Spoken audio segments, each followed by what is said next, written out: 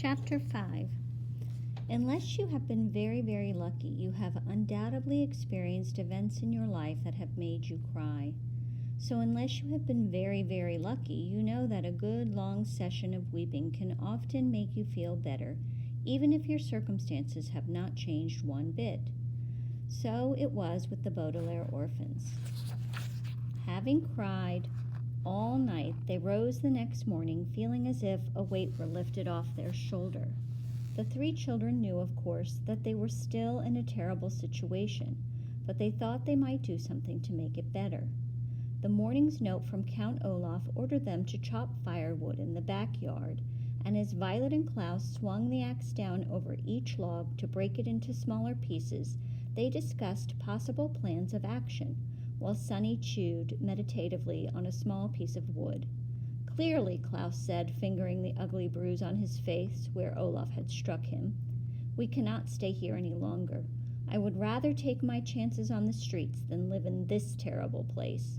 But who knows what misfortunes would befall us on the streets," Violet pointed out. "At least here we have a roof over our heads." "I wish our parents' money could be used now instead of when you come of age," Klaus said. "Then we could buy a castle and live in it, with armed guards patrolling the outside to keep out Count Olaf and his troop. And I could have a large inventing studio," Violet said wistfully. She swung the axe down and split a log neatly in two, filled with gears and pulleys and wires and an elaborate computer system.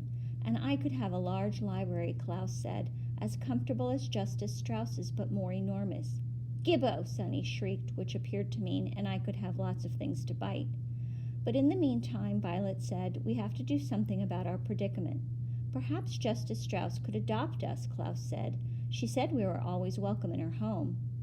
"But she meant for a visit, or to use her library," Violet pointed out. "She didn't mean to live. Perhaps if we explained our situation to her, she would agree to adopt us," Klaus said hopefully. But when Violet looked at him, she saw that he knew it was of no use. Adoption is an enormous decision and not likely to happen impulsively. I'm sure you in your life have occasionally wished to be raised by different people than the ones who are raising you, but knew in your heart that the chances of this were very slim. "I think we should go see Mr. Poe," Violet said. "He told us when he dropped us here that we could contact him at the bank if we had any questions." "We don't really have a question," Klaus said. "We have a complaint." He was thinking of Mr. Poe walking toward them at Briny Beach with his terrible message. Even though the fire was of course not Mr. Poe's fault, Klaus was reluctant to see Mr. Poe because he was afraid of getting more bad news. "I can't think of anyone else to contact," Violet said. "Mr. Poe is in charge of our affairs, and I'm sure if he knew how horrid Count Olaf is, he could take us right out of here." Klaus pictured Mr. Poe arriving in his car and putting the Baudelaire orphans inside to go somewhere else, and felt a stirring of hope. Anywhere would be better than here. "Okay," he said, "let's get this firewood chopped, and we'll go to the bank." Invigorated by their plan, the Baudelaire orphans swung their axes at an amazing speed, and soon enough they were done chopping firewood and ready to go to the bank. They remembered Count Olaf saying he had a map of the city, and they looked thoroughly for it, but they couldn't find any trace of a map, and decided it must be in the tower where they were forbidden to go. So without directions of any sort, the Baudelaire children set off for the city's banking district in hopes of finding Mr. Poe.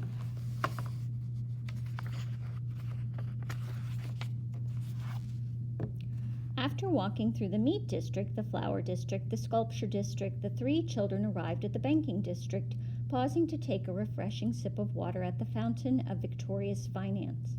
The banking district consisted of several wide streets with large marble buildings on each side of them, all banks. They went first to Trustworthy Bank, and then to Faithful Savings and Loan, and then to Subservient Financial Services, each time inquiring for Mr. Poe. Finally, a receptionist at Subservient said she knew that Mr. Poe worked down the street at Mulctuary Money Management. The building was square and rather plain-looking, though once inside, the three orphans were intimidated by the hustle and bustle of the people as they raced around the large, echoey room. Finally, they asked a uniformed guard whether they had arrived at the right place to speak to Mr. Poe, and he led them into a large office with many file cabinets and no windows. "Why, hello," said Mr. Poe in a puzzled tone of voice. He was sitting at a desk covered in typed papers that looked important and boring. Surrounding a small framed photo of his wife and his two beastly sons were 3 telephones with flashing lights. "Please come in." "Thank you," said Klaus, shaking Mr. Poe's hand. The Baudelaire youngsters sat down in 3 large, comfortable chairs. Mr. Poe opened his mouth to speak, but had to cough in a handkerchief before he could begin. "I am very busy today," he said finally, "so I don't have too much time to chat. Next time you should call ahead of time when you plan on being in the neighborhood, and I will put some time aside to take you to lunch." "That would be very pleasant," Violet said, "and we're sorry we didn't contact you before we stopped by, but we find ourselves in an urgent situation." "Count Olaf is a madman," Klaus said, getting right to the point. "We cannot stay with him."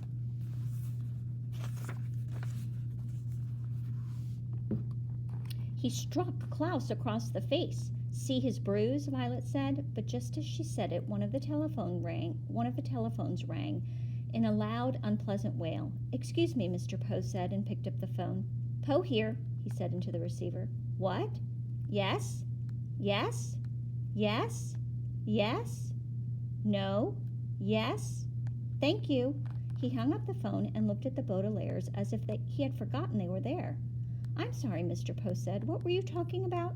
"Oh, yes, Count Olaf. I'm sorry you don't have a good first impression of him. He has only provided us with one bed," Klaus said. "He makes us do a great many difficult chores. He drinks too much wine." "Excuse me," Mr. Poe said, as another telephone rang. "Poe here," he said. 7, 7, 7, 7, 6.5, 7. "You're welcome." He hung up and quickly wrote something down on one of his papers, then looked at the children. "I'm sorry," he said. "What were you saying about Count Olaf? Making you do chores doesn't sound too bad. He calls us orphans. He has terrible friends. He's always talking about our money. Poco!" This was from Sonny. Mr. Poe put up his hands to indicate he had heard enough. "Children, children," he said, "you must give yourselves time to adjust to your new home. You've only been there a few days." "We have been there long enough to know Count Olaf is a bad man," Klaus said. Mr. Poe sighed and looked at each of the 3 children. His face was kind, but it didn't look like he really believed what the Baudelaire orphans were saying. "Are you familiar with the Latin term in loco parentis?" he asked. Violet and Sonny looked at Klaus, the biggest reader of the 3. He was the most likely to know vocabulary words and foreign phrases. "Something about trains?" he asked. Maybe Mr. Poe was going to take them by train to another relative. Mr. Poe shook his head. "In loco parentis means acting in the role of parent," he said. "It is a legal term, and it applies to Count Olaf. Now that you are in his care, the Count may raise you using any methods he sees fit. I'm sorry if your parents did not make you do any household chores, or if you never saw them drink any wine, or if you like their friends better than Count Olaf's friends. But these are things that you must get used to, as Count Olaf is acting in loco parentis. Understand?" "But he struck my brother," Violet said. "Look at his face."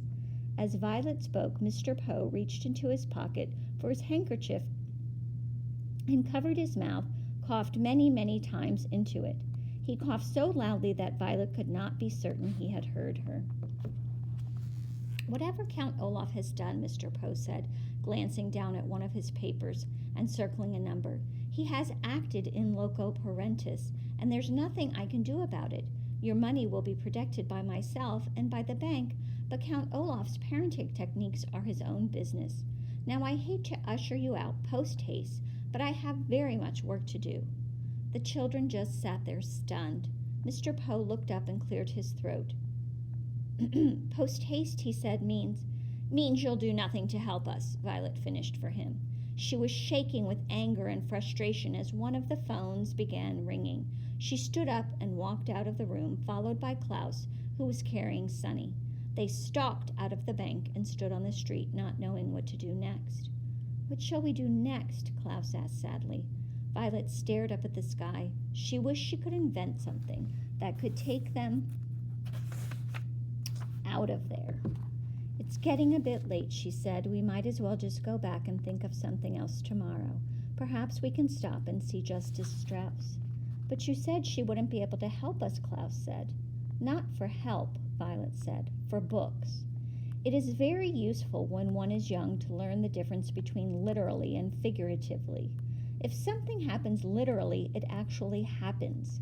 If something happens figuratively, it feels like it's happening.